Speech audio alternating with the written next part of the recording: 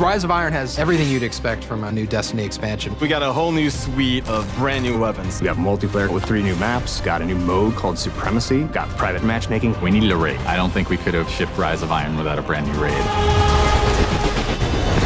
Tons of new armor, tons of new gear. There's a story campaign with characters and cinematics. New public events, new patrols, and new secrets to uncover.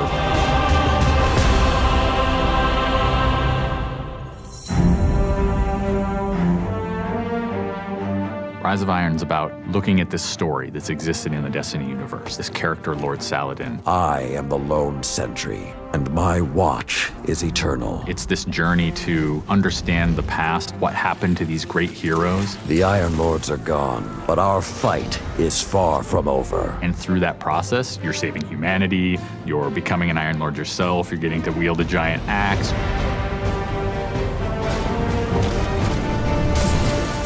The idea of playing through a blizzard is something that we've never tried, and you're going to see that in Fellwinter Peak. Fellwinter Peak is very interesting because we've never had the player fighting through a social space before. When you walk in there for the first time and the fire's lit and it's just casting glow up onto these 8 heroes, you've been holding their weapons for 2 years. When we can take those elements of Destiny and put them all together into one coherent moment, I think is awesome.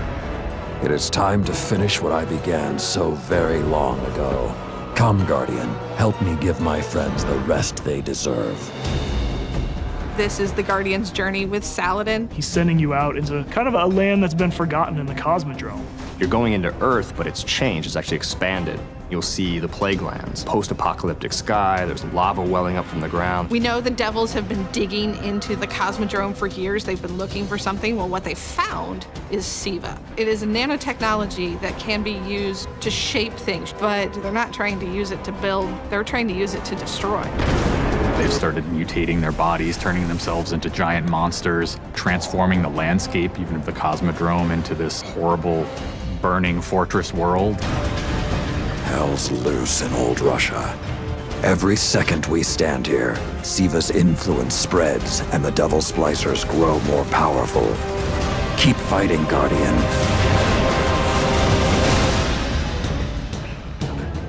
After the campaign finishes, you have patrols that really tell the story of this continued infestation in the land. And we have a new strike that shows just what the Fallen are doing with the SIVA. It's this spooky place called the Wretched Eye. There's this really neat boss encounter. A fallen captain has plucked an eye out of an ogre, affixed it to his weapon, and he's using that to sort of tase you out of your rat hole while this blind ogre just walks around trying to crush you. We also have a few reprise strikes that we're bringing back for players.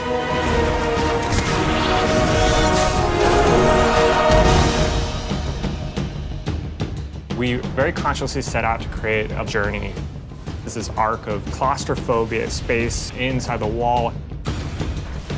And then you get on top of it, and it's sort of this amazing breath of fresh air. You get this vista from the Cosmodrome, it's lit on fire, and there's this death Zamboni who's just trying to crush your bones to dust. This giant machine with a ball arm, spikes on it. What does it mean in a raid when you got to run? I actually want that tension to exist. There's something really emotionally powerful about going on a journey, reaching to the top of the mountain and then crashing back down, confined once again. I think players had a lot of fun when they played Court of Oryx on the Dreadnought, and so we wanted to create a similar type of experience in the Plague Lands, give it this different theme. You ready for this? Almost Thunderdome, Mad Max kind of feel where you jump into the ring and the walls get closed off and then it's just fallen start pouring out. Here they come. And you get a giant flaming axe and you just start beating the crap out of guys.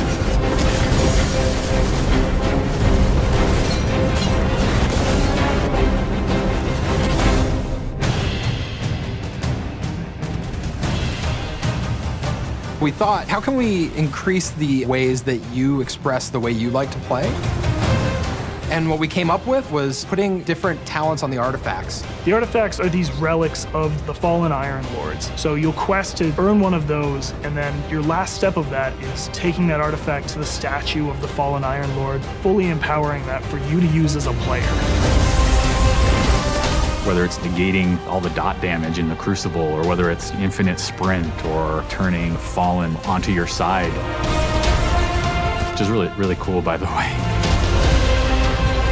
The artifacts that Tyra offers change every week. So there will always be something new and exciting for players following the campaign.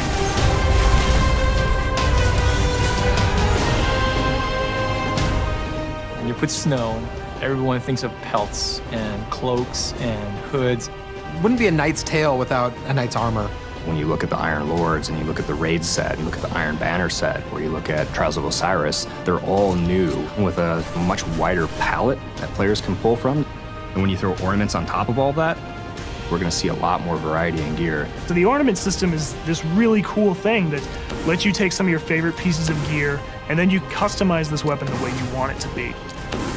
We got your raid weapons, we got your Iron Banner, we got new exotics, old exotics. Do you like sidearms? We got all the sidearms this time around. Gallahorn, enough said.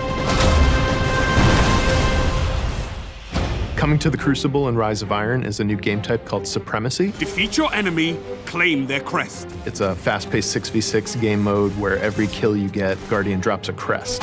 Picking up the crest gives you points. Their glory goes to you, Guardian. It's a constant battle over picking up crests and making sure that you're with your team and not out of position. If you pick up an enemy crest, you deny the enemy those points. Excellent recovery. We have new maps. We always have new maps. There's Last Exit, lots of twists and turns, lots of really good close combat. Then there's Skyline, a Clovis Bray headquarters building on Mars. It's a symmetrical, large map. The last one is Floating Gardens, which is an open map.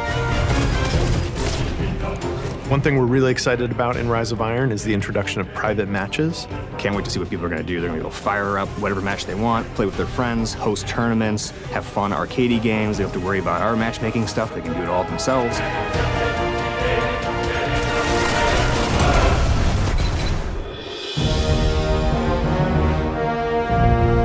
Sometimes when I play and I have headphones on and I'm in that world, I get little chills because it's not just the effects and the amazing graphics, it's the audio that helps reinforce the journey that you're going through. We really want Destiny to feel like it's a natural world that you inhabit, like it's a world that could exist, that does exist. The score is incredibly strong, and the work that the audio team has done on this game, it lights you up. It becomes something bigger than just a mountain and just a fight. It becomes an experience, and you hopefully get lost in it. That sense of fun, that sense of adventure, that sense of the unknown, I want to see that translate to our fans and our players. When you see your character at the end of the campaign, I really, really hope that you feel triumphant and proud, like, wow, I'm becoming an Iron Lord.